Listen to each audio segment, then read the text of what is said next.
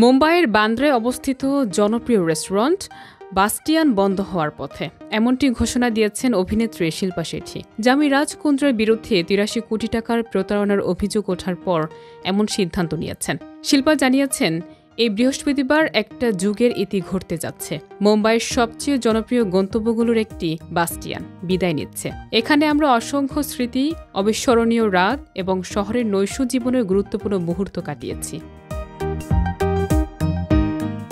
শিল্পা আরও জানিয়েছেন, এই বিশেষ জায়গার সম্মান জানাতে একটি বিশেষ রাতের আয়োজন করা হবে, যেখানে থাকবে স্মৃতিচারণ, উচ্ছ্বাস এবং জাদু। যদিও বাস্টিয়ান বন্ধ হচ্ছে, বৃহস্পতিবার অনুষ্ঠান আর্কেন অ্যাফেয়ার হবে বাস্টিয়ান অ্যাট দ্য টপে, যেখানে নতুন অধ্যায়ে নতুন অভিজ্ঞতা উপভোগ করা যাবে।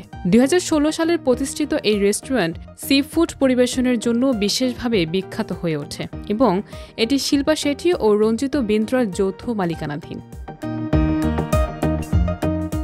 এই ঘোষণাটি আসে অর্থনৈতিক অপরাধ দমন শাখার ৬০.৪ কোটি রুপি, যা ৮৩ কোটি টাকার প্রতারণা মামলার ঠিক কয়েক সপ্তাহ পর। অভিযোগকারী দীপক কোঠারি দাবি করেছেন, ২০১৫ থেকে ২০২৩ সালের মধ্যে ব্যবসা সম্প্রসারণের নামে দেওয়া অর্থ ব্যক্তিগত খরচে ব্যবহার করা হয়েছে।